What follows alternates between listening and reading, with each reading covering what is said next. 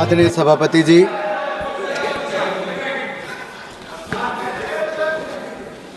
आज मैं राष्ट्र हित, राष्ट्र सुरक्षा और राष्ट्र स्वाभिमान के एक बहुत महत्वपूर्ण विषय पर बोलने के लिए उपस्थित हुआ हूँ। मैं अपनी पार्टी का आभार प्रकट करता हूँ कि जिन्होंने मुझे बोलने का अवसर दिया। मैं जो कहने जा रहा हूँ वो केवल मेरे व्यक्तिगत विचार नहीं, कोई मेरी पार्टी या मेरी सरकार के ही केवल विचार नहीं, ये 140 करोड़ भारतीयों की जनमानस की ये भावना है। सबसे पहले तो हम भारतीय सेना के वीर सैनिकों के वीरता, पराक्रम और उनके अदम्य साहस को सैल्यूट करते हैं पूरे सदन की ओर से। यही नहीं, भारत ने लगातार, माननीय प्रधानमंत्री मोदी जी ने हर बार शांति का प्रयास और शांति का हाथ बढ़ाया, लेकिन पाकिस्तान ने हर बार आतंक का रास्ता अपनाया। 2014 में भी ओथ लेते समय पाकिस्तान के प्रधानमंत्री को भी निमंत्रण दिया था। उसके बाद भी माननीय प्रधानमंत्री जी लाहौर गए, बगैर किसी सुरक्षा के गए, साहस और सही इरादों के साथ शांति के लिए गए थे। लेकिन बदले में क्या मिला? बार बार आतंकी हमले। और जो 22 अप्रैल 2025 को पहलगाम में हुआ,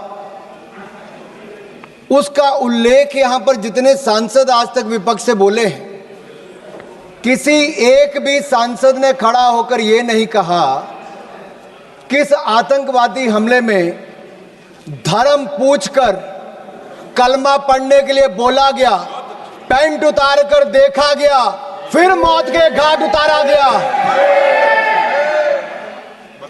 इतना बोलने में विपक्ष के सांसदों को क्या दर्द थी। जब रक्षा मंत्री जी भारतीय सेना की उपलब्धियों की चर्चा कर रहे थे, तब कोई ताली नहीं थी, कोई मेज नहीं थपथपा रहे थे। और आज भी अगर मैं कहूं कि निहत्थे और निर्दोष नागरिकों को धर्म पूछकर मारने का अगर पहली बार ऐसा काम हुआ है, उन्होंने धर्म के नाम पर देश को बांटने का, देश में दंगे फैलाने की सोच को लेकर चले, लेकिन नरेंद्र मोदी जी के नेतृत्व में 140 करोड़ भारतीय एकजुट होकर खड़े रहे। पूरा भारत एक साथ खड़ा रहा। उस शाम भारत के घरों में दिए नहीं जले, यहां तक कि रात में घरों का चूल्हा भी ठंडा पड़ा रहा। इन लश्करे आतंकियों ने हमारी बहनों के सिंदूर को मिटाया है। हमारे देश, हमारे लोकतंत्र, 140 करोड़ भारतीयों को चुनौती दी। हमारी सशक्त सरकार और हमारी सशक्त सेना को एक तरह से चुनौती देने का दुस्साहस किया। प्रधानमंत्री मोदी जी ने कहा था कि भारत पहलगाम के साजिशकर्ताओं को उनकी कल्पना से परे सजा देगा। और ऑपरेशन सिंदूर में हमने देखा कि भारतीय सेना की जो शक्ति है, एकता और संकल्प एक प्रतीक बन चुका है। यह शक्ति आतंक के साए को कुचलकर भारत के गौरव को विश्व पटल पर उजागर कर रही है। मैं इतना कहूंगा माननीय सभापति जी, कुछ बात है कि हस्ती मिटती नहीं हमारी, सदियों रहा दुश्मन दौरे जमाना हमारा।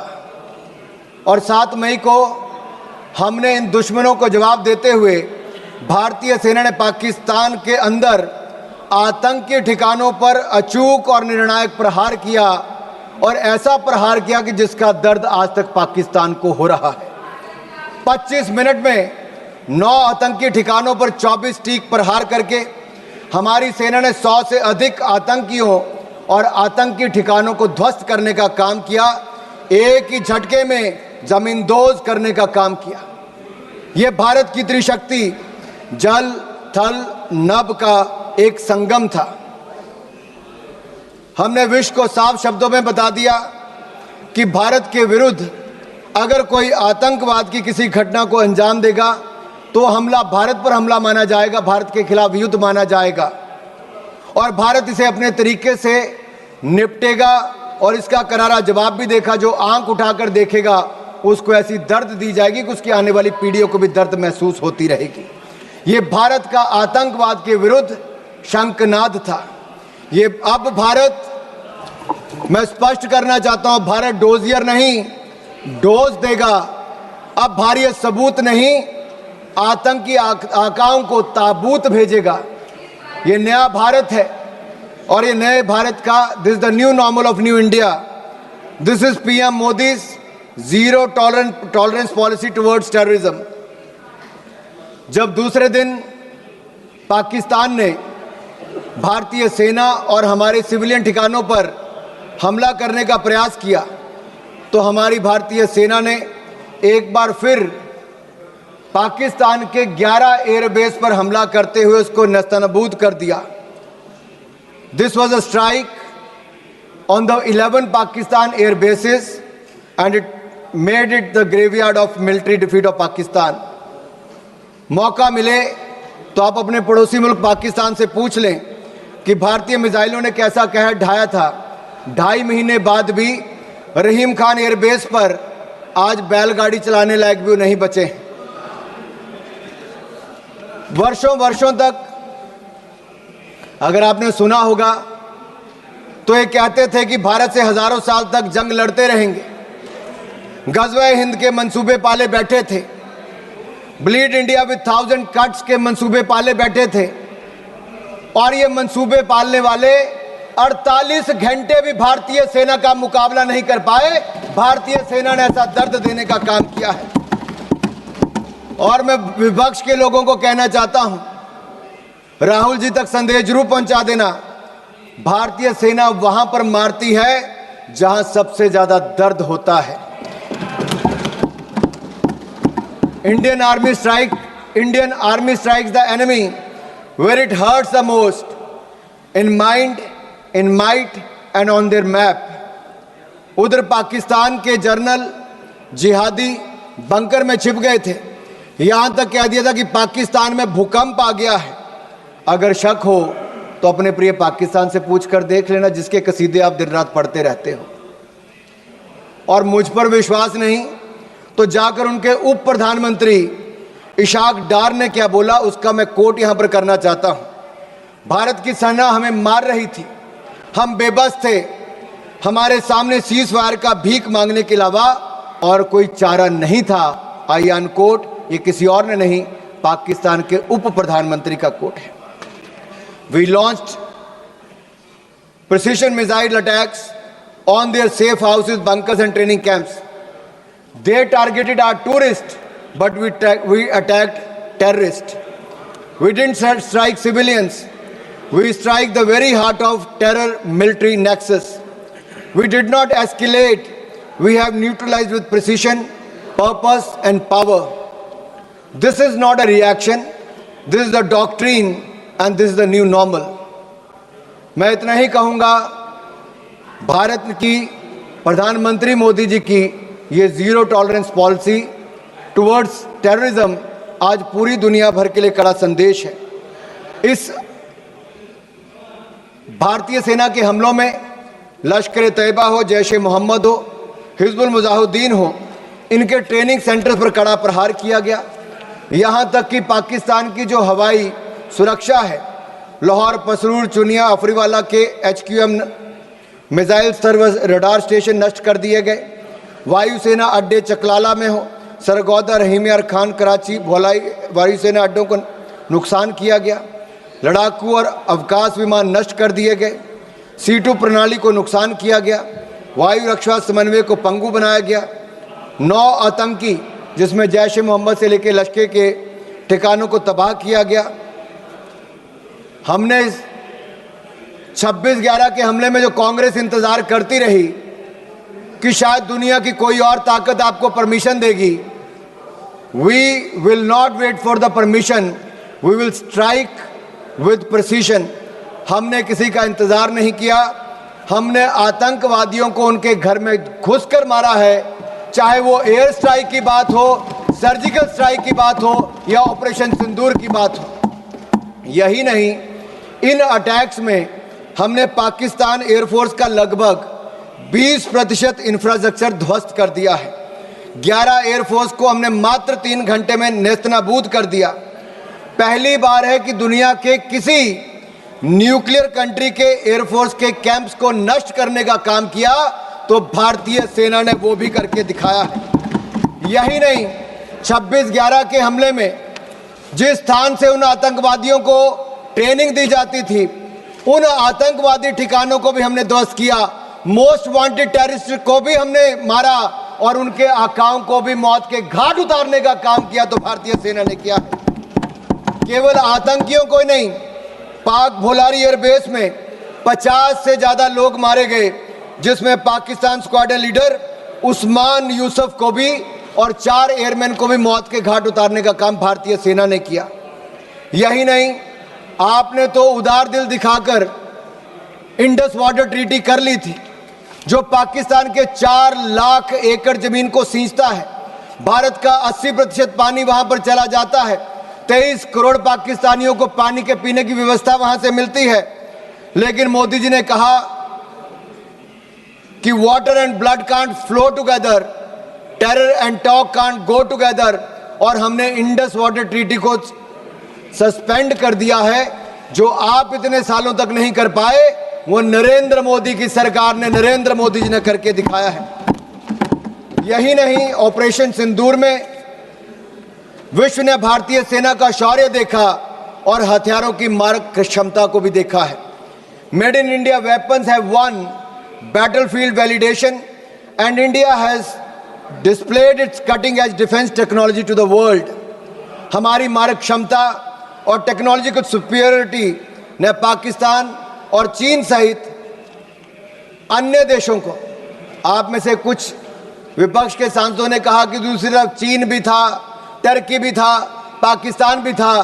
अरे ये स्पष्ट उदाहरण है आप सबके लिए, चाहे चीन था, टर्की था, पाकिस्तान था, अकेला भारत और भारतीय सेना तीनों पर भारी पड़ी है। यह दिखता है भारतीय मेक इन इंडिया प्रोडक्ट्स भी कैसे भारी पड़े हैं।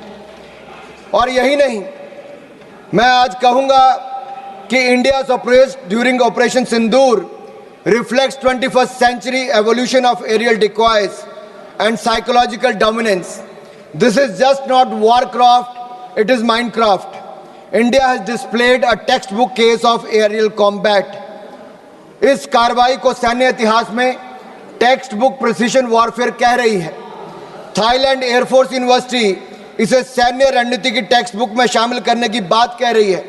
दुनिया इसे text book counter terrorism doctrine के रूप में देख रही है। और एक ऑपरेशन सिंदूर से आज दुनिया भर में पता चल गया कि भारत की ताकत क्या है और जो आज के वॉरफेयर में भारत की नई टेक्नोलॉजी ने कैसे काम किया है। आप पूछ रहे थे पिछले 10 सालों में क्या हुआ।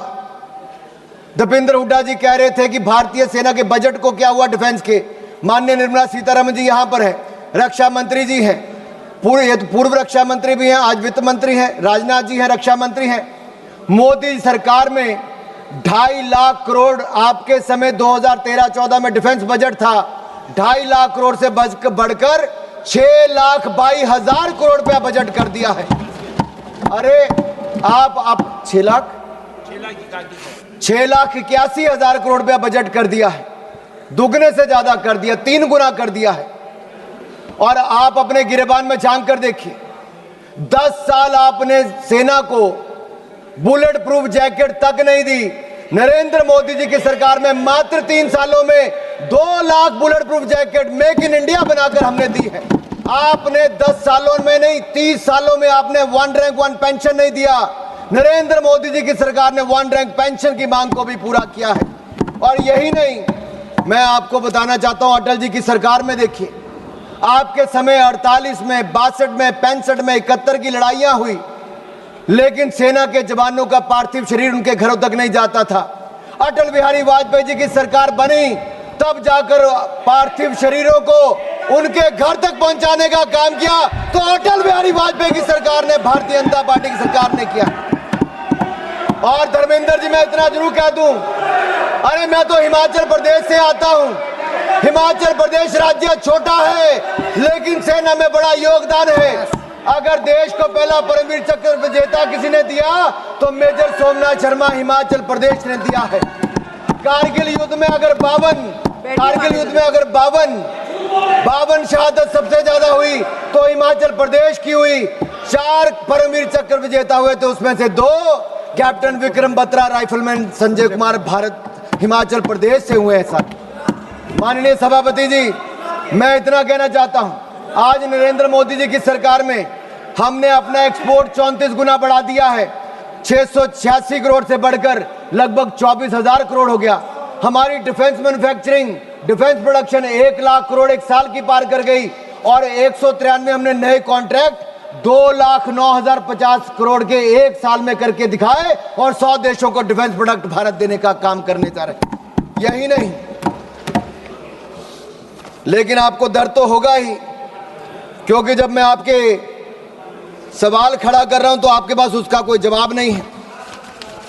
मैं आपसे इतना जरूर पूछना चाहता हूं कि आखिरकार जब सेना की और सैन्य क्षेत्र में हमारे उपलब्धि की बात आती है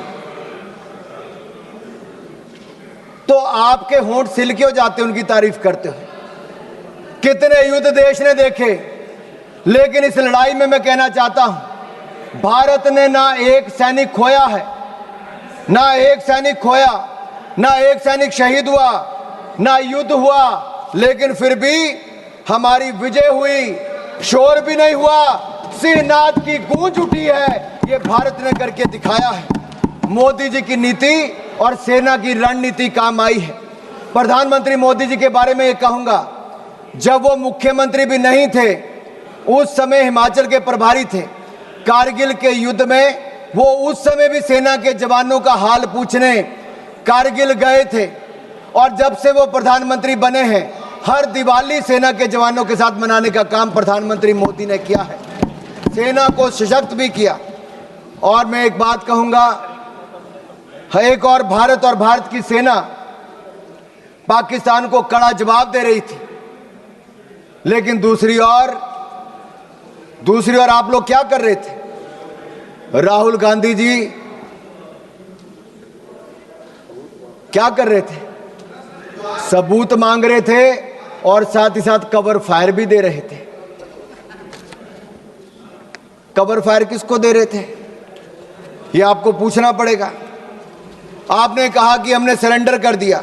हमने स्पष्ट किया है कि जब तक हमने ऑपरेशनल और मिलिट्री ऑब्जेक्टिव पूरा नहीं किया, तब तक हमने सीजफायर नहीं किया था, और तीसरे पक्ष की मध्यस्थता को हमने पहले नकार दिया था। और यही नहीं, एक बात तो मैं आपको स्पष्ट कर देना चाहता हूं, आज भारत का दूसरा सबसे लंबे समय तक प्रधानमंत्री के पद पर रहने वाला कोई व्यक्ति है तो उनका नाम नरेंद्र मोदी है। 2001 से लेकर 2025 तक, मुख्यमंत्री से लेकर प्रधानमंत्री तक 25 साल में एक दिन की भी छुट्टी लिए बिना देश के लिए हर पल जीने का काम करने वाले नरेंद्र मोदी हैं। आपने भारत की सेना पर प्रश्न चिन्ह खड़ा किया है। मैं इतना कहूंगा, हम दुनिया का सबसे बड़ा लोकतंत्र है, दुनिया की चौथी बड़ी अर्थव्यवस्था है, दुनिया के सबसे लोकप्रिय प्रधानमंत्री नेता हमारे पास हैं। भारत को झुकाने वाला कोई का माई का लाल पैदा नहीं हुआ जो झुका सके। भारत को कोई झुका सके ऐसा किसी में दम नहीं। भारत से विश्व है, हम किसी से कम नहीं, हम किसी से कम नहीं। आदरणीय सभापति जी, भारत 2.5 मोर्चे पर लड़ाई लड़ रहा था। 2 मोर्चे तो सबको पता है, लेकिन ये जो आधा मोर्चा है ना,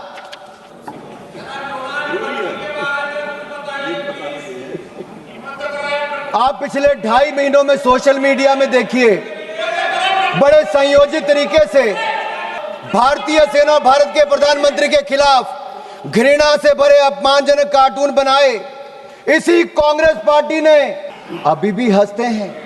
अरे राहुल गांधी जी को सदन में खड़े होकर माफी मांगनी चाहिए, पूरे देश से, भारतीय सेना से माफी मांगनी चाहिए।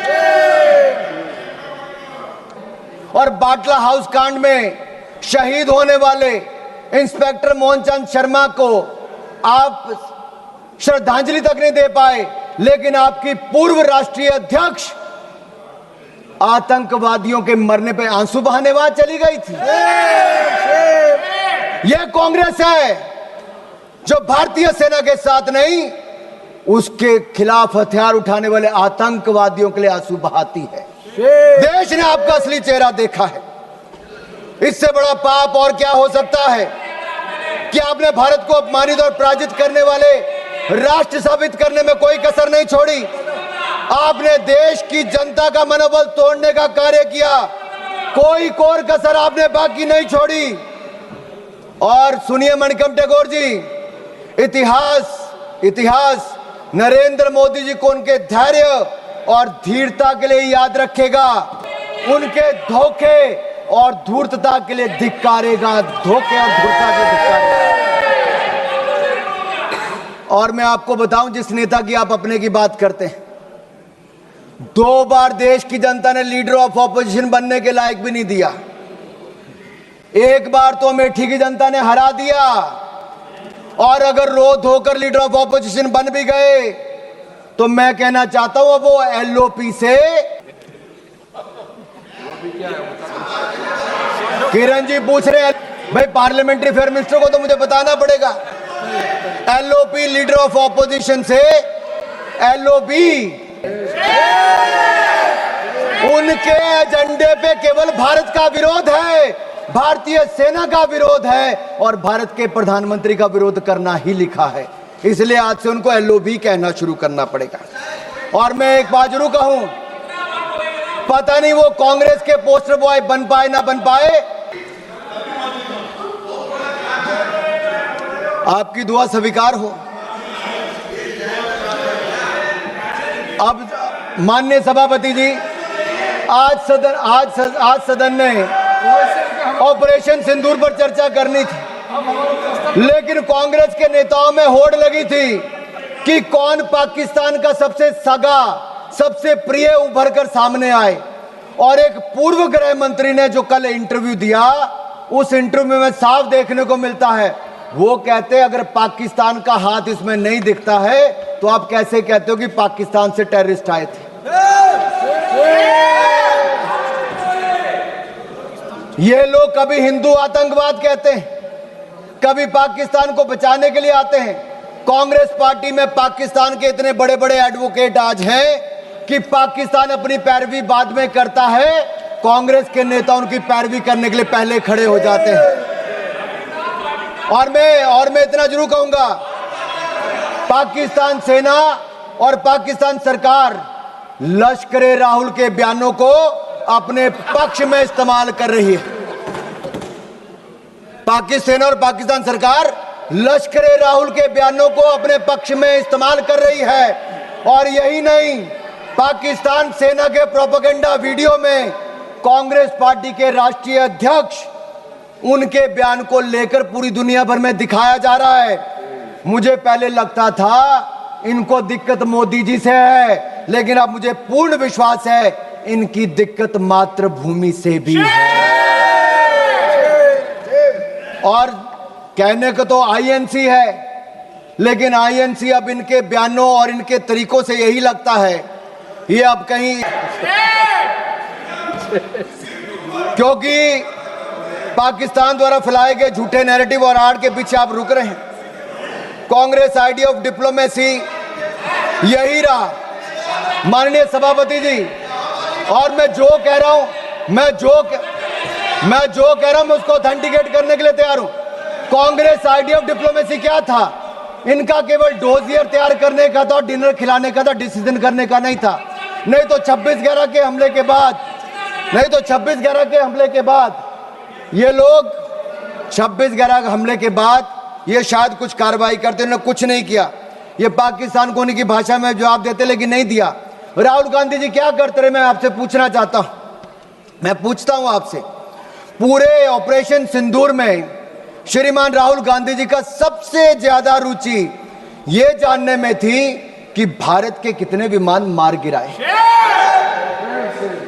उनका एक बयान भी ऐसा नहीं है जहां उन्होंने जानने की कभी कोशिश की हो कि हमारी सेना ने, हमारी वायुसेना ने पाकिस्तान में कितनी तबाही मचाई है, पाकिस्तान के कितने आतंकवादियों को मार दिया है, पाकिस्तान के कितने आतंकवादी ठिकानों को तबाह किया है, उनके कितने डिफेंस सिस्टम को खत्म किया है, उनके कितने एयरबेस उड़ाए हैं, पाकिस्तान को कितनी हानि पहुंचाई है। इसमें राहुल जी का कोई इंटरेस्ट नहीं था, मात्र इंटरेस्ट था भारत के कितने विमान गिराए गए। आखिर ये जानकारी वो किससे साझा करना चाहते थे? जिनके हाथ रक्षा दलाली में रंगे रहे हों, अब किसके लिए दलाली करना चाहते हैं ये मुझे पता नहीं। और मैं तो इतना ही कहूँगा, जुबान पर पाकिस्तान, दिलों में साजिश पलती है। ऐसे लोगों की वजह से ही तो चिताएं जलती हैं। देश को लूटकर जो अपने महल बनाते हैं वो इतिहास में गद्दार कहलाते हैं, गद्दार कहलाते हैं। ऑपरेशन सिंदूर पे मैं कहूंगा हमारी सेना ने तो किया, वो दुनिया ने देखा, लेकिन उसके ठीक बाद प्रधानमंत्री मोदी जी आदमपुर एयरबेस पर गए और अपनी सेना का मनोबल बढ़ाने का काम भी किया। तो नरेंद्र मोदी जी ने किया। फेक प्रोपेगेंडा चलाया जा रहा था कि आदमपुर एयरबेस खत्म कर दिया। अगर खत्म हो गया तो प्रधानमंत्री कैसे उतरते? S-400 पीछे खड़ी दिखती थी, आपकी आंखों में, आपके चश्मे नहीं दिख रही होगी, दुनिया ने देखा है। यही नहीं, मैं आपको यह कहना चाहता हूं, न्यू रूल ऑफ एंगेजमेंट में हमने तय कर दिया है, कोई भी आतंकवादी घटना को एन एक्ट ऑफ वॉर माना जाएगा। मैडम मैं 5-7 मिनट और लूंगा, मेरे जो टाइम मुझे पार्टी ने दिया, मैं 5-7 मिनट, किरण जी भी यहां पर हैं। और न्यूक्लियर ब्लैकमेल की जब बात चलती है, अटल बिहारी वाजपेयी जी ने भी स्पष्ट कर दिया था, और नरेंद्र मोदी जी की सरकार ने तो कह ही दिया है, हमने एस्केलेशन भी नहीं की, हमने केवल आतंकवादी ठिकानों को प्रहार किया। लेकिन जब पाकिस्तान ने हमारे सेना या सिविलियन ठिकानों पर प्रहार करने का प्रयास किया तो हमने ऐसा जवाब दिया है कि कांग्रेस नहीं, पाकिस्तान सदा याद रखिए, गलती से। मैं जहां तक सिंधु डैम की बात है, इंडस वाटर ट्रीटी को हमने सस्पेंड किया है। आपके कुछ नेताओं ने कहा, जो आपकी गठबंधन में सरकार में थे, उन्होंने कहा पानी दे देना चाहिए पाकिस्तान को। प्रधानमंत्री मोदी ने कहा सिंधु में पानी और खून, सिंधु नदी का पानी और खून एक साथ नहीं बह सकते। तुम हमारा खून बहाओगे, तुम्हें पानी नहीं पिलाएंगे। मैं इतना जरूर कहूंगा, पाकिस्तान चाहे जितना मर्जी सिर पटक ले, नाक रगड़ ले, सिंधु डैम के गेट नहीं खुलेंगे, नहीं खुलेंगे। आदरणीय सभापति जी, जो प्रतिनिधि मंडल माननीय प्रधानमंत्री मोदी जी ने दुनिया भर में भेजे, वो 7 प्रतिनिधि मंडल में एक मुझे भी जाने का अवसर मिला। सुप्रिया जी हमारा नेतृत्व कर रही थी। और मैं सदन में एक बात जरूर कहना चाहता हूं, ये जो प्रतिनिधि मंडल थे, ये किसी दल या किसी विचारधारा का प्रतिनिधित्व नहीं कर रहे थे, हम राष्ट्र का प्रतिनिधित्व कर रहे थे।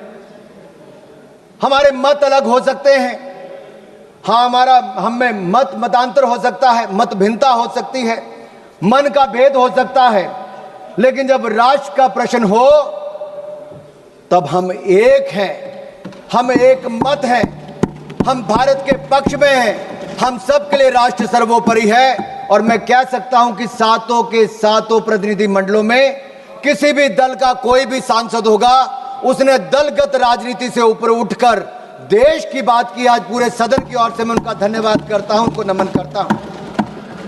हम सिर्फ 5 मिनट में खत्म कर, एक मिनट में कर लीजिए।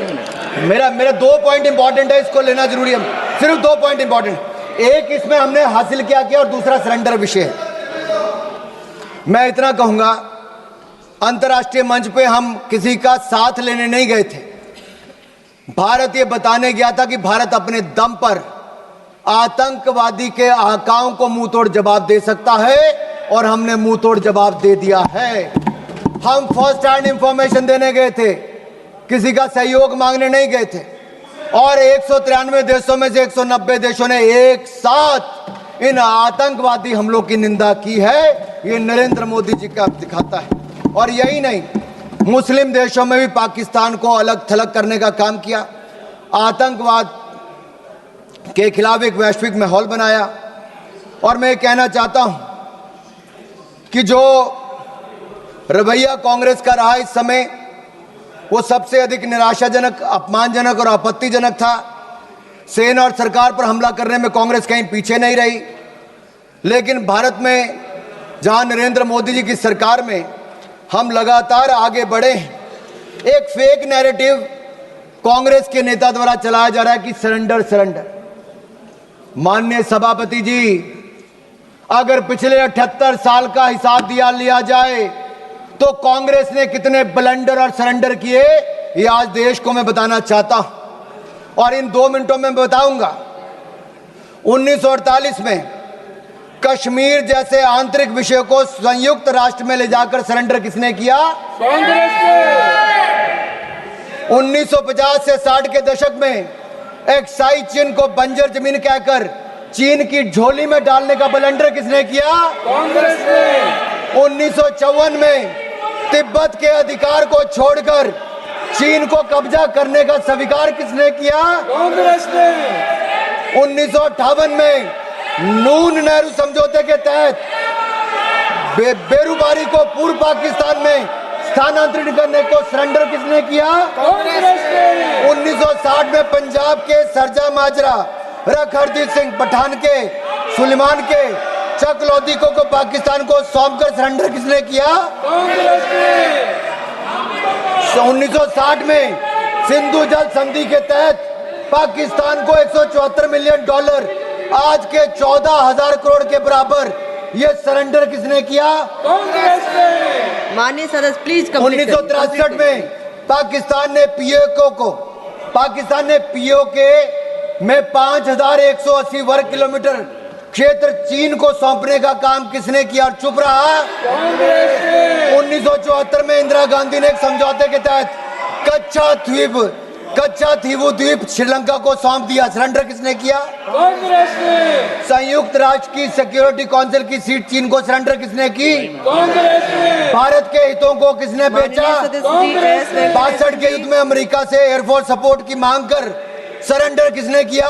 कांग्रेस ने। 1965 में पाकिस्तान से जंग जीतकर 68 में 828 स्क्वायर वर्ग किलोमीटर पाकिस्तान को किसने सरेंडर किया? कांग्रेस ने। 1970 की जंग में पाकिस्तान के 93,000 सैनिक भारत के 56 सैनिक लिए बिना माननीय कांग्रेस का सरेंडर अभी पूरा नहीं हुआ भाई। कांग्रेस ने बहुत सरेंडर किया है, कांग्रेस ने बहुत सरेंडर किया, ब्लंडर भी बहुत किए 93,000 सैनिकों को, पाकिस्तान के 93,000 सैनिकों को भारतीय सेना ने नील डाउन करवाया था, मुर्गा बनाया था, लेकिन इंदिरा गांधी ने सरेंडर किया। अपने 54 भारतीय सैनिकों को लिए बिना पाकिस्तान के आगे सरेंडर किसने किया? ताशकंद समझौते में हाजीपीर दर्जे जैसे अति महत्वपूर्ण रणनीतिक क्षेत्र को पाकिस्तान को वापस देकर सरेंडर किसने किया? पाकिस्तान को न्यूक्लियर टेक्नोलॉजी ऑफर कर दुश्मन से हाथ मिलाने का सरेंडर किसने किया? 1984 में इंदिरा गांधी ने पाकिस्तान के कोटा परमाणु संयंत्र पर हमला करने से इनकार कर दिया, सरेंडर किसने किया?